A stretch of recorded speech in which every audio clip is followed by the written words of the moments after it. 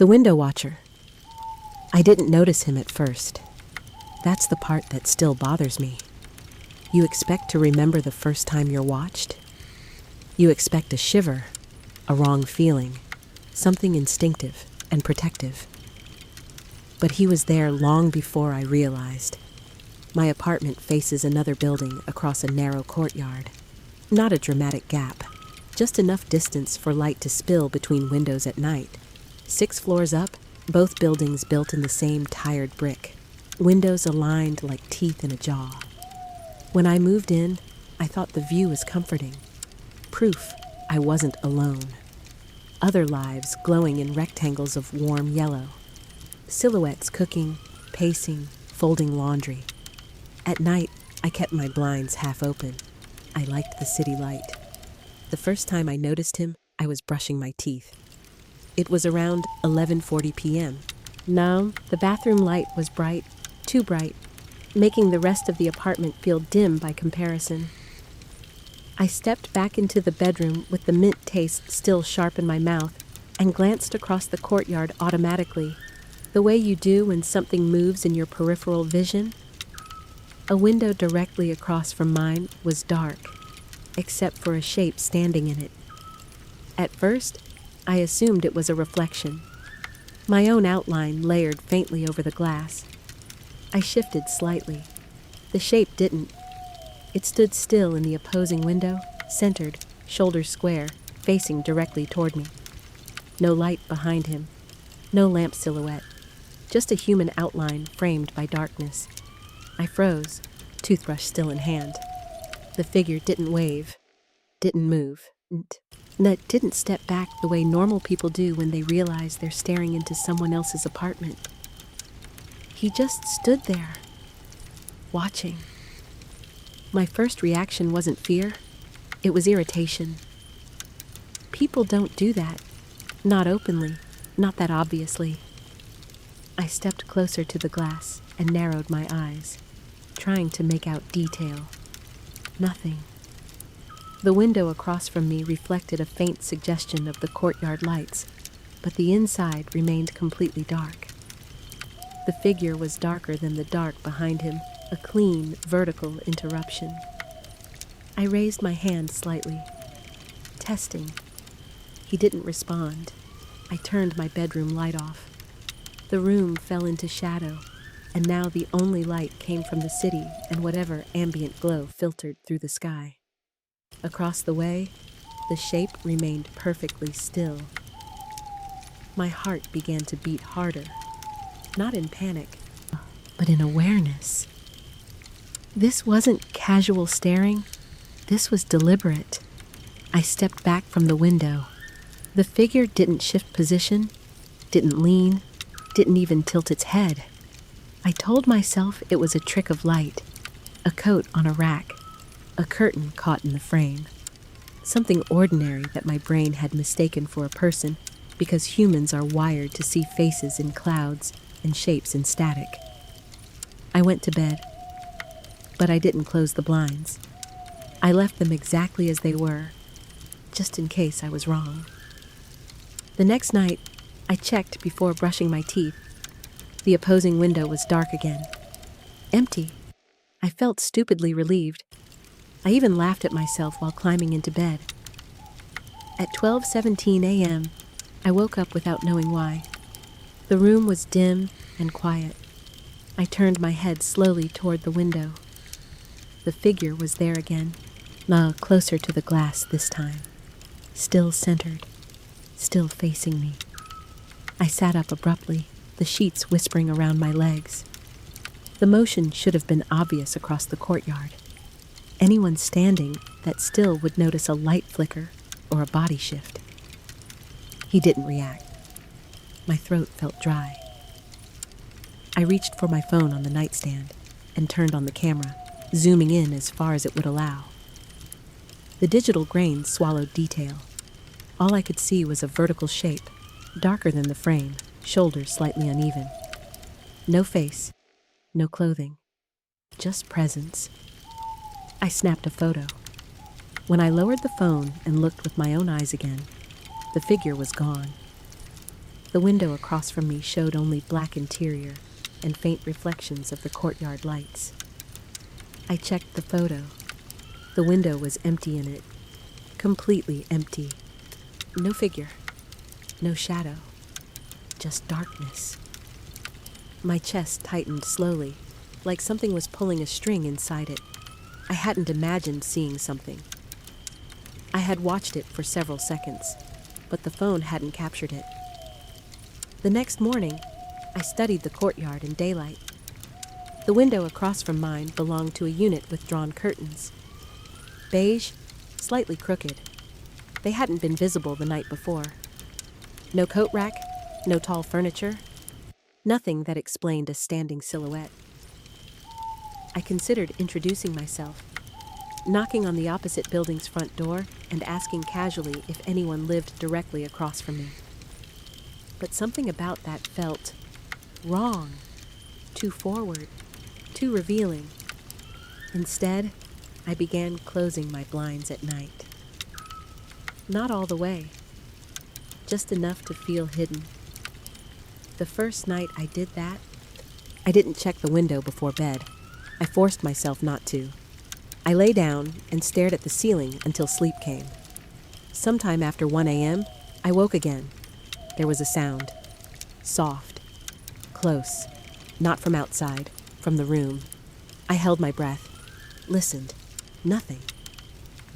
Then I heard it again. A faint tap, like a fingernail against glass. My eyes shifted slowly toward the window. The blinds were closed, but through the narrow slits, I could see something darker moving beyond them, not outside, between the blinds and the glass. My heart slammed so hard it hurt. I sat up slowly. The tapping stopped. The blinds hung still. I didn't move closer. I didn't want to see. After a long, frozen minute, I reached out and yanked the blinds open. The window was empty, the courtyard still, the opposite building dark. But the glass of my own window held something new. Smudges. 5 of them. Long, faint streaks running vertically down the outside of the pane, like someone had dragged their fingers slowly downward. From the outside, 6 floors up, I stared at them until my eyes burned. The smudges hadn't been there before. I was sure of it, and as I stood there, breathing unevenly, I felt something shift in the courtyard's quiet. Across the way, in that same dark window, the figure appeared again. But this time, it wasn't standing inside. It was pressed directly against the glass, facing me, closer than it should have been, and even from this distance, I could tell it was smiling. The smile was the first detail I'd ever been sure of. It wasn't a wide grin, not something theatrical. It was subtle, an upward shift at the mouth that suggested satisfaction more than joy. Like I'd finally done what it wanted. I stood at my window with my hand still on the blinds, staring across the courtyard until my eyes started to sting. The figure didn't move. It stayed pressed to the glass, its outline sharper than it had been before, as if closeness had given it permission to be more defined. My throat tightened. I forced myself to look down at the smudges on my own window again. 5 vertical streaks, faint but unmistakable, as though fingertips had dragged slowly through condensation that shouldn't exist outside on a mild night. Then I looked back across the courtyard. The figure was gone, not stepping away, not fading, just absent, leaving the window dark and ordinary again. I stood there a long time after that, listening to my own breathing, waiting for my mind to offer a rational explanation. Wind didn't make finger streaks. A bird didn't drag 5 lines down a pane at exactly the height of a human hand. And no one climbs 6 floors of brick to press their face to a window just to smile at a stranger. I went to the kitchen and filled a glass with water I didn't drink. I set it down and wiped my palms on my pants like I'd touched something dirty. I checked my locks.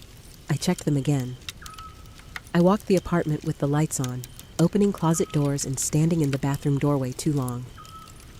Nothing else was wrong, but the air felt arranged, like the apartment had been set into a certain quiet that would make small sounds feel louder. I didn't sleep.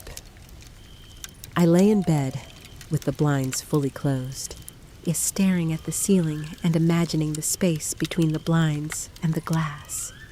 The memory of that movement, something darker shifting behind the slats, kept replaying every time I tried to relax. When morning finally came, the smudges were still there. In daylight, they were worse. They looked less like condensation and more like oil. Slight streaks that caught dust, making the trails darker and more visible than they should have been. I pressed my fingers to the inside of the glass where the lines ran. Cold, smooth, no residue inside. I opened the window a few inches and leaned out carefully, craning to see the outside pane. The smudges were real, on the exterior surface, too high to reach without leaning dangerously far out, too neat to be random. I shut the window and locked it again. For the first time since moving in, I regretted choosing a unit with a view. That day, I worked from home because I didn't want to leave the apartment alone. The thought didn't make sense, but it settled into me anyway. If I left, the watcher would have the place to itself. That was how it felt, like a balance I'd accidentally disrupted. I kept the blinds mostly shut, but I couldn't stop myself from checking. Every hour, I would pull one slat down just enough to see the opposing building. Most of the windows were ordinary: curtains, plants, the occasional moving silhouette. People living. The window across from mine stayed closed and beige curtained. No movement. At noon, the courtyard was bright with harsh winter light. The smudges on my window looked like dried tracks now, too persistent to be dismissed. I found myself scrubbing them with a wet cloth, leaning as far as I could without opening the window. I couldn't reach most of them. That bothered me in a childish, stubborn way. The smear marks felt like evidence I wasn't allowed to erase. That night, I didn't wait until bedtime to close the blinds. I closed them before sunset and pulled the curtains over them too, double layering like it could create distance. I kept the living room light on, though it made the apartment feel exposed. Bright inside, dark outside, like a display. Around 10:30, I heard a faint sound from the window. Not a tap, a slow drag, like something moving along the glass in a careful line. My stomach turned cold. I stood in the hallway and stared at the curtain, at the slightest tremble in the fabric that could have been caused by air circulation. The sound came again. Drag. Pause. Drag. Then nothing. I walked toward the window with my phone in my hand, screen lit like a small shield. Each step felt heavier than it should. My feet wanted to stop a few feet away, as if proximity itself was dangerous. I reached out and grabbed the curtain. I froze there with my hand on the fabric, suddenly aware of how loud my breathing was. I imagined pulling it back and seeing a face pressed to the glass on the inside, inches away. I didn't pull. I stood there until my hand started to ache from holding the curtain too tightly. Then I let go and backed away without looking. I slept in short, shallow bursts and woke every hour. Just after 1 a.m., I woke to a new sound, not from the window, from the opposite side of the apartment, the front door, a soft, single click, the kind the lock makes when someone tests it gently. I sat up in bed instantly. Silence followed. My heart hammered. I got out of bed and walked to the hallway, staying close to the wall like that could make me smaller.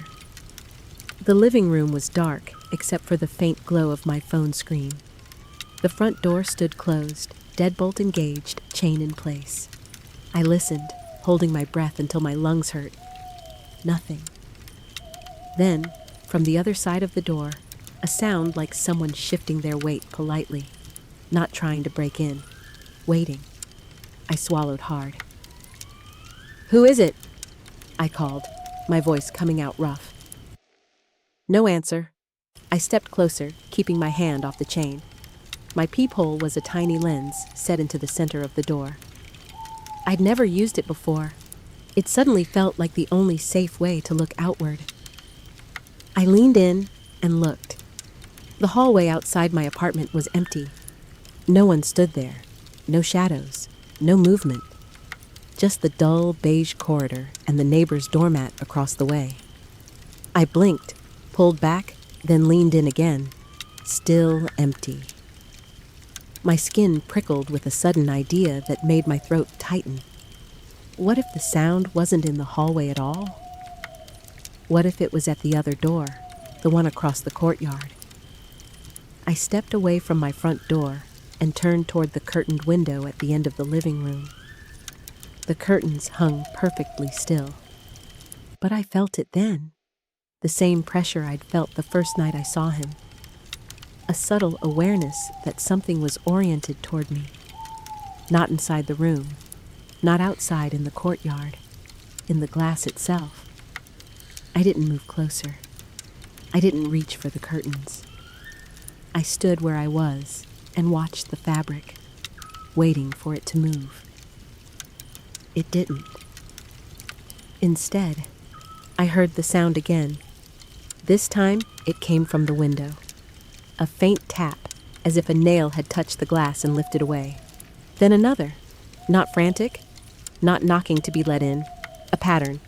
3 taps, evenly spaced. A pause. 3 taps again. My mouth went dry.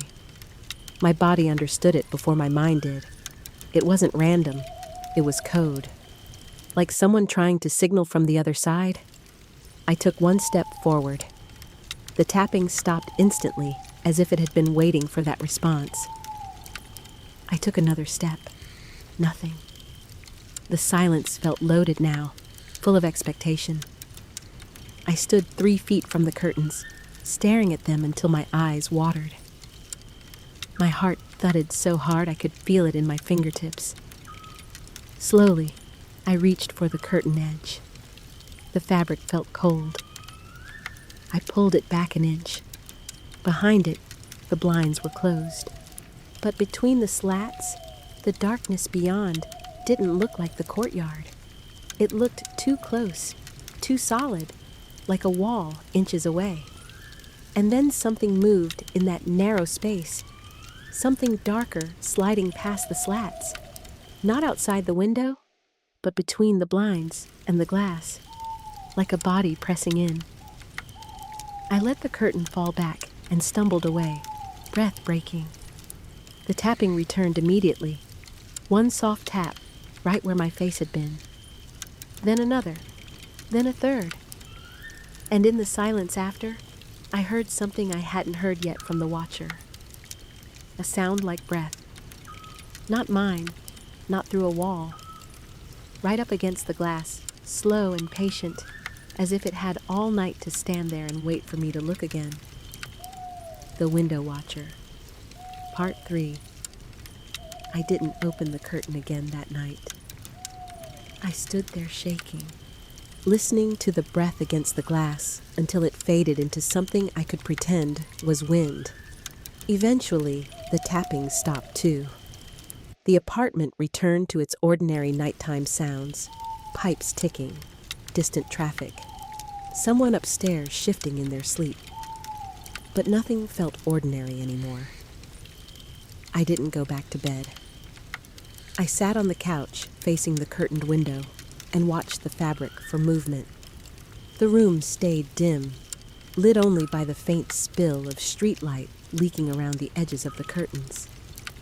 Every so often, I imagined I saw a shadow shift across the lower hem. Every time, I told myself it was imagination. Around 4 a.m., exhaustion dragged at my eyelids. I must have drifted for a few minutes because when I opened my eyes again, the first thing I noticed was that the curtain wasn't fully closed anymore. It hung slightly parted at the center, just enough for a narrow vertical line of courtyard light to cut into the room. I stared at it without moving. I hadn't touched it. I was sure of that. The line of light trembled faintly, as if something outside was shifting position. Slowly, I stood up. Every step toward the window felt like walking deeper into something I couldn't see. I stopped just short of the curtain and leaned slightly to the side, letting my eye align with the thin gap. Across the courtyard, the opposite window was lit for the first time. A soft yellow glow illuminated the interior. There were no curtains, no furniture, no visible floor or ceiling, just empty space, and, in the center of it, the figure, standing exactly where I'd seen it before. But now, I could see more. Not detail, still no features, but dimension. It wasn't flat against the glass anymore. It stood several feet back, as if giving me room to observe it properly. My breath fogged the inside of my window. Across the way, the figure raised one hand. Not in a wave, in a mirror. I hadn't realized I'd lifted my own hand slightly, fingers hovering near the curtain edge. The moment I noticed, I froze. The figure's hand remained raised, a perfect echo. I lowered mine slowly. Across the courtyard, it lowered its hand at the same pace.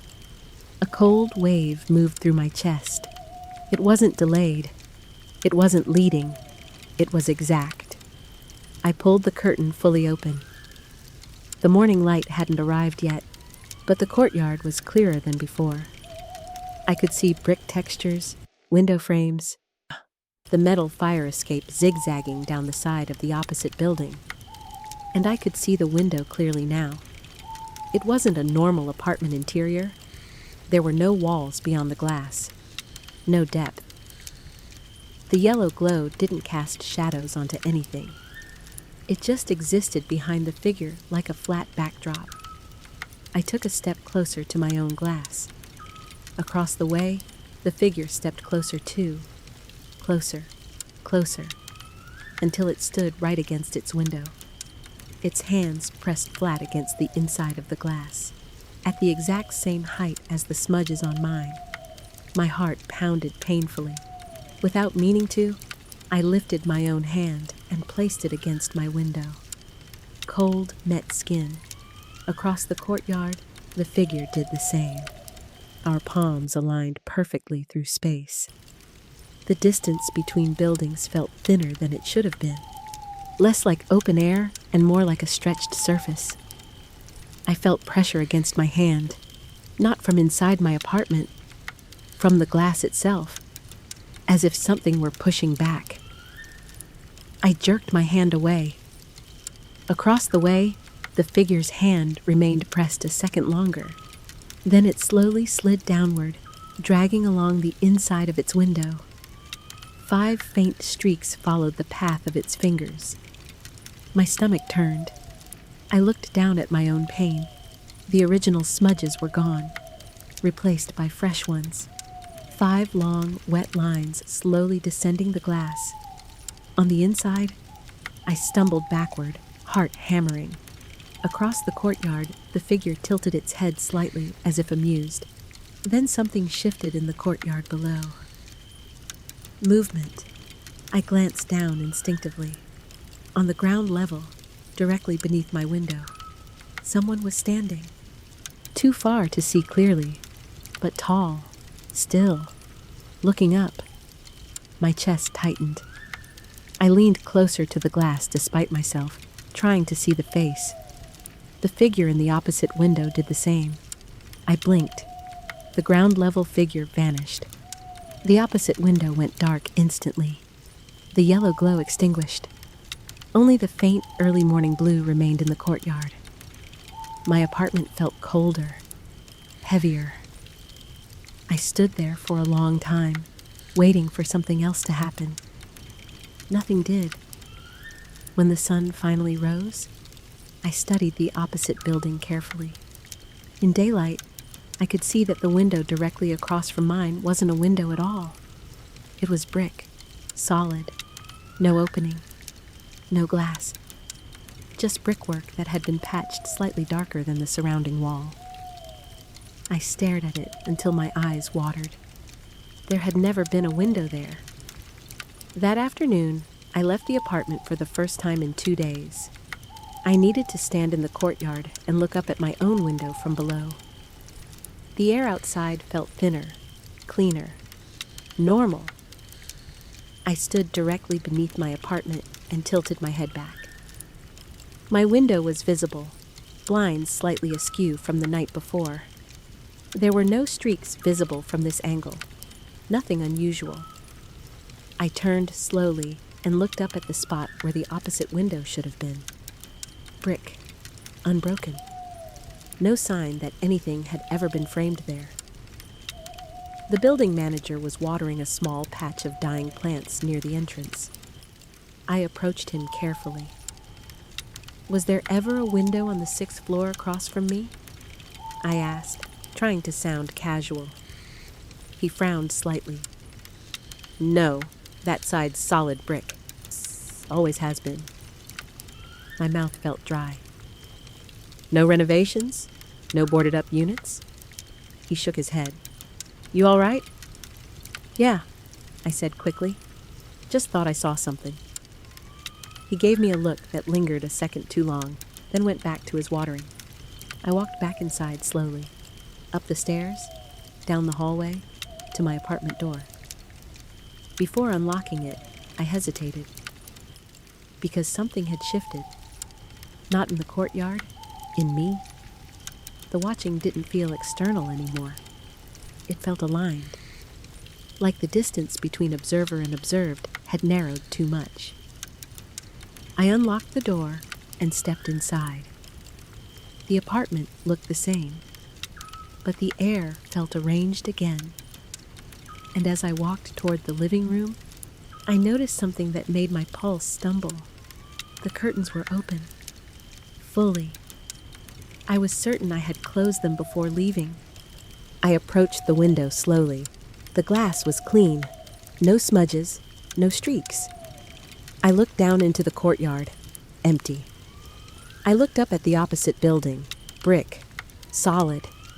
Then faintly, in the reflection of my own window, I saw it, not across the courtyard, behind me, standing several feet back in my living room, perfectly still.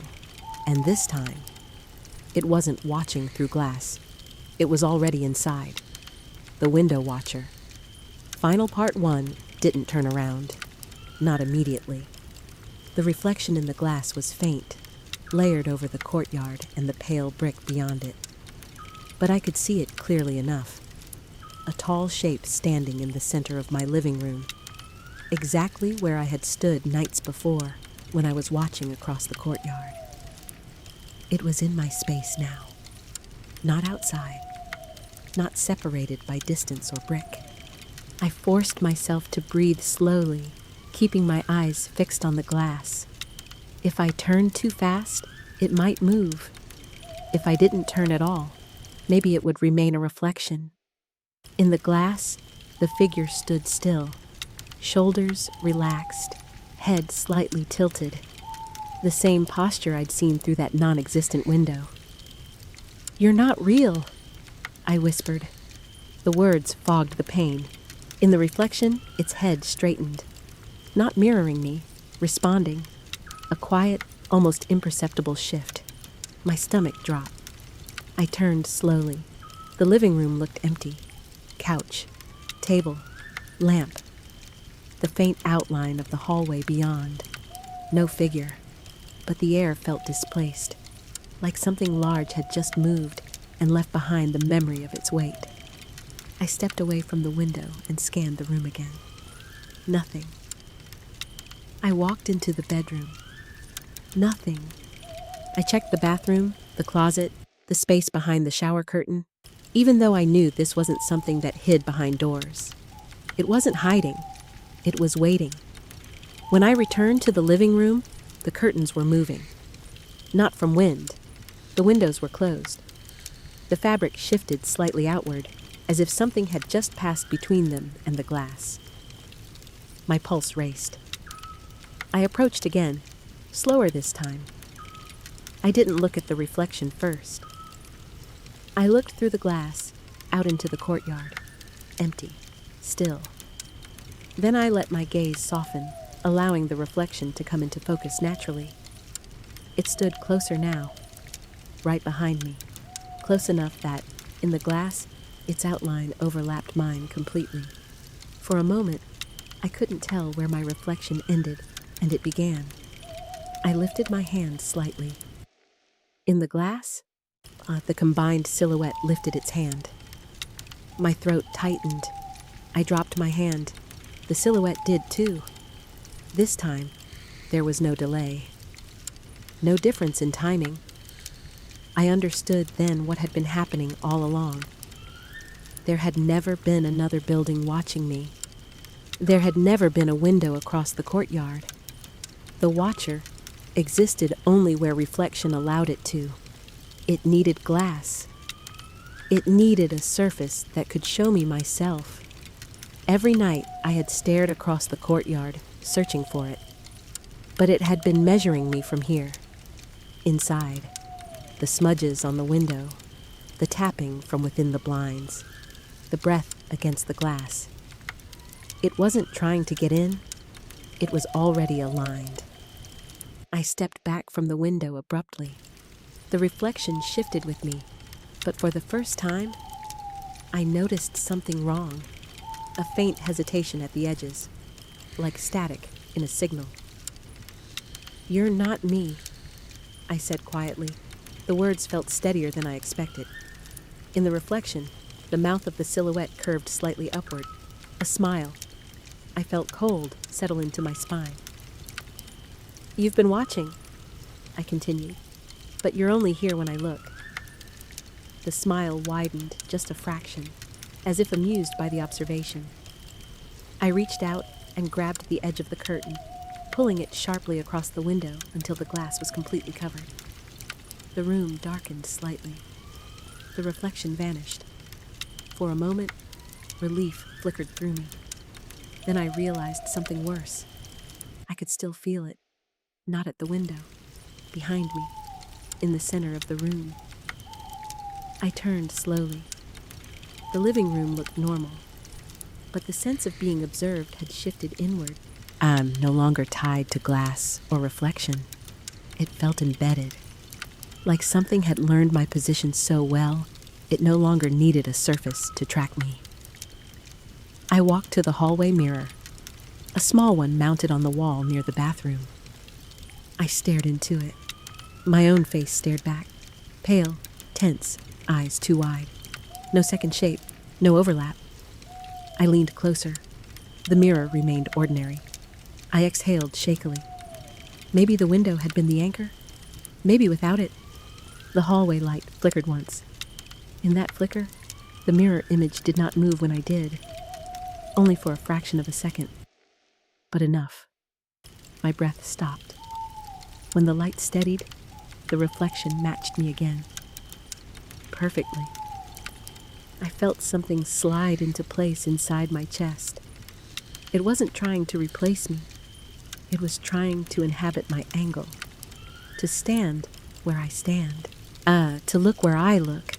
And eventually, to be the only one visible. I backed away from the mirror. The reflection did the same. But I noticed now that my movements felt heavier, like I was the delayed one. As I stepped back into the living room, I caught a glimpse of the window curtain shifting slightly, even though no air moved. I didn't look at the glass again. I couldn't risk giving it shape. I turned off every light in the apartment. Total darkness swallowed the rooms. No reflections, no surfaces, just black. I stood in it for a long time, breathing. If it needed light to define itself, then darkness would flatten it. The silence stretched. Gradually, the sense of alignment eased. The weight in the room thinned. I waited until my heartbeat slowed before I allowed myself to turn one lamp back on. A soft yellow light filled the living room. I kept my eyes away from the window, away from the hallway mirror. I focused on solid objects: the couch, the table, the scuffed floor. They felt real, grounded. Eventually, exhaustion forced me to sit down. I stayed facing away from every reflective surface until sleep took me in shallow, uneasy waves. When I woke in the morning, sunlight filled the room. The curtains were still drawn. The apartment felt ordinary. I stood slowly and walked to the window. I hesitated before touching the curtain. Then I pulled it aside. The courtyard looked the way it always had. Brick walls, fire escape, other windows, no strange patches, no impossible openings. Just city.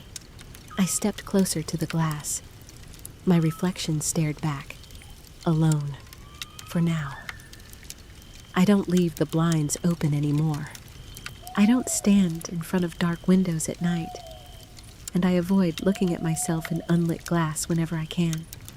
Because sometimes, when I forget and glance too long, I feel it again. Not outside, not across a courtyard, but right behind my eyes, waiting for me to turn towards something reflective, waiting for the moment I forget which side of the glass I belong to. If you enjoyed this story, consider subscribing for more long-form horror narrations. You have been listening to American Haunted Tales. Thank you for watching.